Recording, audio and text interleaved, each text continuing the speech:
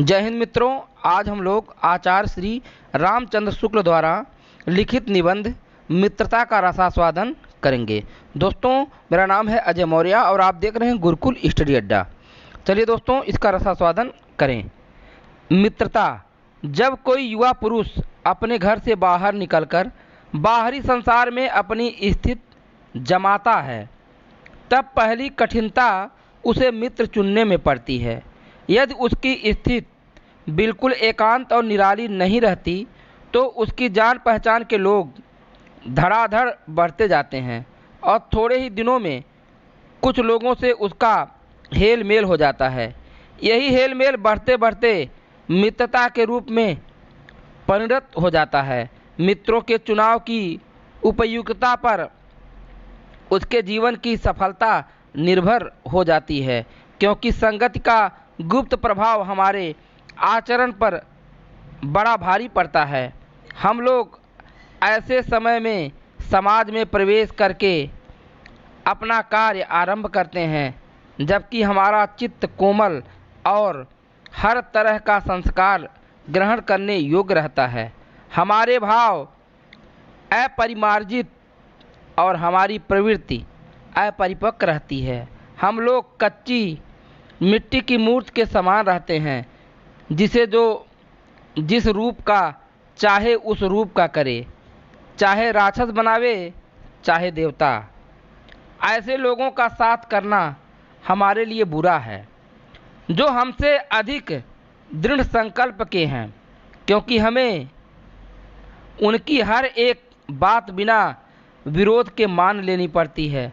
पर ऐसे लोगों का साथ करना और बुरा है, जो हमारी ही बात को ऊपर रखते हैं, क्योंकि ऐसी दशा में न तो हमारे ऊपर कोई दबाव रहता है और न हमारे लिए कोई सहारा रहता है। दोनों अवस्थाओं में जिस बात का भय रहता है उसका पता युवा पुरुषों को प्रायः बहुत कम रहता है। यदि विवेक से काम लिया जाए तो यह भय नहीं रहता, पर युवा पुरुष प्रायः विवेक से कम काम लेते हैं। कैसे आश्चर्य की बात है कि लोग एक घोड़ा लेते हैं तो उसके गुण दोष कितना परख कर लेते हैं, पर किसी को मित्र बनाने में उसके पूर्व आचरण और प्रकृति आदि का कुछ भी विचार और अनुसंधान नहीं करते। वे उसमें सब बातें अच्छी मानकर अपना पूरा विश्वास जमा देते हैं। हंसमुख चेहरा, बातचीत का ढंग, थोड़ी चतुराई या साहस, ये ही दो चार बातें किसी में देखकर लोग चटपट अपना बना लेते हैं। हम लोग यह नहीं सोचते कि मैत्री का उद्देश्य क्या है तथा जीवन के व्यवहार में उसका कुछ मूल्य भी है। यह बात हमें नहीं सूझती कि यह एक ऐसा साधन है जिससे आत्मशिक्षा का कार्य बहुत सुगम हो जाता है। एक प्राचीन विद्वान का वचन है, विश्वासपात्र मित्र से बड़ी भारी रक्षा रहती है। जिसे ऐसा मित्र मिल जाए उसे समझना चाहिए कि खजाना मिल गया। विश्वासपात्र मित्र जीवन की एक औषधि है। हमें अपने मित्रों से यह आशा रखनी चाहिए कि वे उत्तम संकल्पों में हमें दृढ़ करेंगे, दोषों और त्रुटियों से हमें बचाएंगे, हमारे सत्य, पवित्रता और मर्यादा के प्रेम को पुष्ट करेंगे।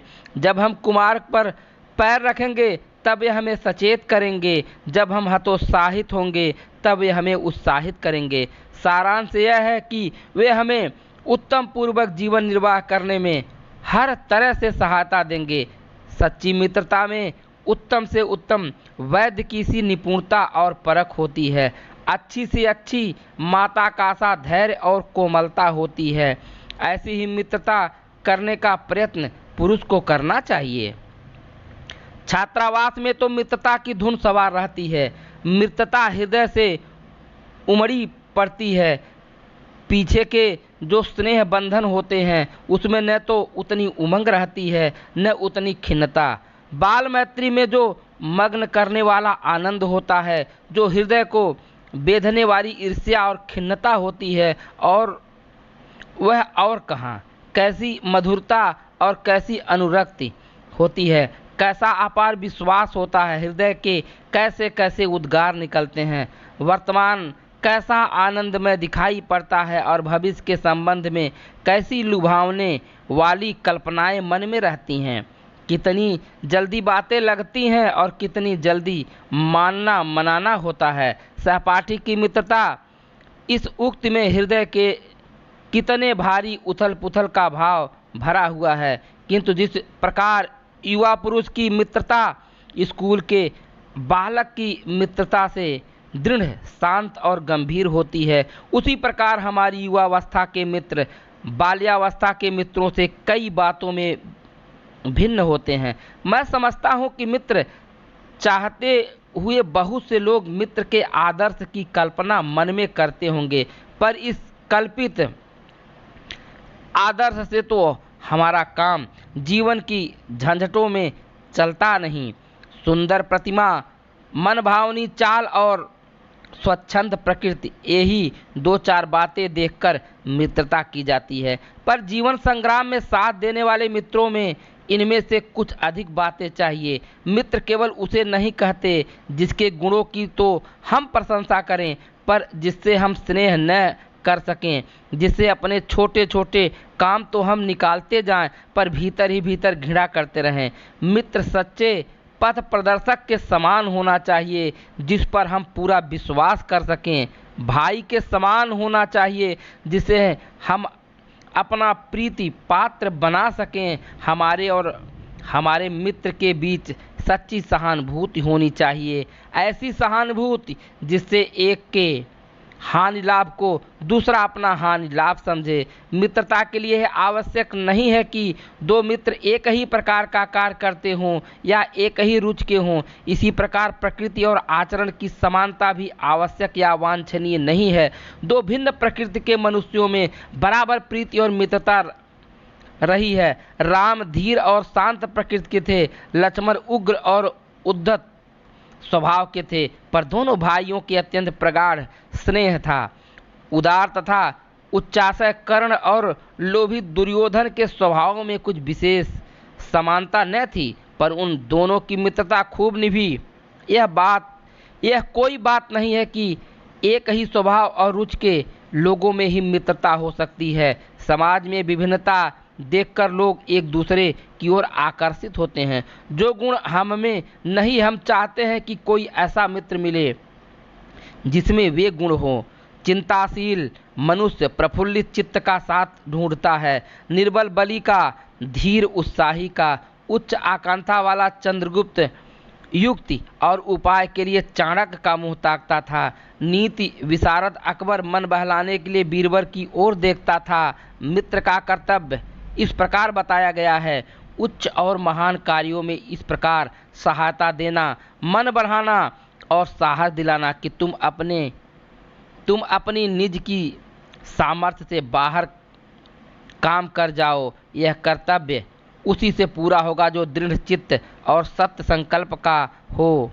इससे हमें ऐसे ही मित्रों की खोज में रहना चाहिए जिनमें हमसे अधिक आत्मबल हो। हमें उनका पल्ला उसी तरह पकड़ना चाहिए जिस तरह सुग्रीव ने राम का पल्ला पकड़ा था। मित्र हो तो प्रतिष्ठित और शुद्ध हृदय के हो, मृदुल और पुरुषार्थी हो, शिष्ट और सत्यनिष्ठ हो, जिससे हम अपने को उनके भरोसे पर छोड़ सकें और यह विश्वास कर सकें कि उनसे किसी प्रकार का धोखा न होगा। जो बात ऊपर मित्रों के संबंध में कही गई है, वही जान पहचान वालों के संबंध में भी ठीक है। जान पहचान के लोग ऐसे हों जिनसे हम कुछ लाभ उठा सकते हों, जो हमारे जीवन को उत्तम और आनंदमय करने में कुछ सहायता दे सकते हों, यद्यपि उतनी नहीं जितनी गहरे मित्र दे सकते हैं। मनुष्य का जीवन थोड़ा है, उसमें खोने के लिए समय नहीं। यदि क और ग हमारे लिए कुछ नहीं कर सकते हैं, न कोई बुद्धिमानी या विनोद की बात कर सकते हैं, न कोई अच्छी बात बतला सकते हैं, न सहानुभूति द्वारा हमें ढांढस बंधा सकते हैं, न हमारे आनंद में सम्मिलित हो सकते हैं, न हमें कर्तव्य का ध्यान दिला सकते हैं, तो ईश्वर हमें उनसे दूर ही रखें। हमें अपने चारों ओर जड़ मूर्तियां सजाना नहीं है। आजकल जान पहचान बढ़ाना कोई बड़ी बात नहीं है। कोई भी युवा पुरुष ऐसे अनेक युवा पुरुषों को पा सकता है जो उसके साथ थिएटर देखने जाएंगे, नाच रंग में जाएंगे, सैर सपाटे में जाएंगे, भोजन का निमंत्रण स्वीकार करेंगे। यदि ऐसे जान पहचान के लोगों से कुछ हानि न होगी तो लाभ भी न होगा, पर यदि हानि होगी तो बड़ी भारी होगी। सोचो तो तुम्हारा जीवन कितना नष्ट होगा। यदि ये जान पहचान के लोग उन मनचले युवकों में से निकले जिनकी संख्या दुर्भाग्यवश आजकल बहुत बढ़ रही है, यदि उन सोहदों में से निकले जो अमीरों की बुराइयों और मूर्खताओं की नकल किया करते हैं, दिन रात बनाव श्रृंगार में रहा करते हैं, महफिलों में ओ हो वाह वाह किया करते हैं, गलियों में ठट्ठा मारते हैं और सिगरेट का धुआं उड़ाते चलते हैं, ऐसे नवयुवकों से बढ़कर शून्य, निस्सार और शोचनीय जीवन और किसका है। वे अच्छी बातों के सच्चे आनंद से कोसों दूर हैं। उनके लिए न तो संसार में सुंदर और मनोहर उक्ति वाले कवि हुए हैं और न संसार में सुंदर आचरण वाले महात्मा हुए हैं। उनके लिए न तो बड़े बड़े वीर अद्भुत कर्म कर गए हैं और न बड़े बड़े ग्रंथकार ऐसे विचार छोड़ गए हैं जिनसे मनुष्य जाति के हृदय में सात्विकता की उमंगें उठती हैं। उनके लिए फूल पत्तियों में कोई सौंदर्य नहीं, झरनों के कल कल में मधुर संगीत नहीं, अनंत सागर तरंगों का गंभीर रहस्यों का आभास नहीं। उनके भाग में सच्चे प्रयत्न और पुरुषार्थ का आनंद नहीं। उनके भाग में सच्ची प्रीति का सुख और कोमल हृदय की शांति नहीं। जिनकी आत्मा अपने इंद्रिय विषयों में ही लिप्त है, जिनका हृदय नीचाशयों और कुत्सित विचारों से कलुषित है, ऐसे नाशोन्मुख प्राणियों को दिन दिन अंधकार में पतित होते देख कौन ऐसा होगा जो तरस न खाएगा। उसे ऐसे प्राणियों का साथ न करना चाहिए। मकदूनिया का बादशाह डेमेट्रियस कभी कभी राज्य का सब काम छोड़ अपने ही मेल के 10-5 साथियों को लेकर विषय वासना में लिप्त रहा करता था। एक बार बीमारी का बहाना करके इसी प्रकार वह अपने दिन काट रहा था।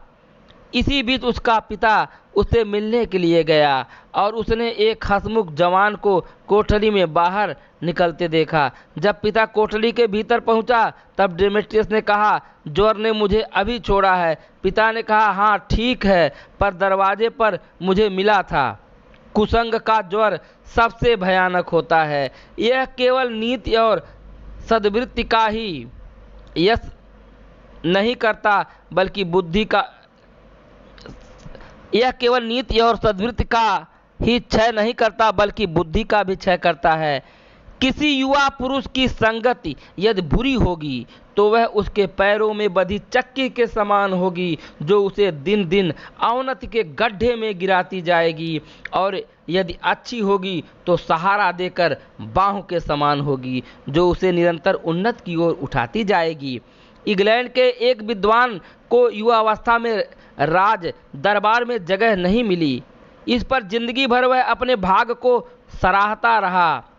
बहुत से लोग इसे अपना बड़ा दुर्भाग्य समझते हैं, पर वह अच्छी तरह जानता था कि वह बुरे लोगों की संगत में पड़ता जो उसकी आध्यात्मिक उन्नति में बाधक होते। बहुत से लोग ऐसे होते जिनके घड़ी भर के साथ से भी बुद्धि भ्रष्ट हो जाती है, क्योंकि उतने ही बीच में ऐसी ऐसी बातें कही जाती हैं जो कानों में न पड़नी चाहिए। चित्त पर ऐसा प्रभाव पड़ते हैं जिनसे उसकी पवित्रता का नाश होता है। बुराई अटल भाव धारण करके बैठती है। बुरी बातें हमारी धारणा में बहुत दिनों तक टिकती हैं।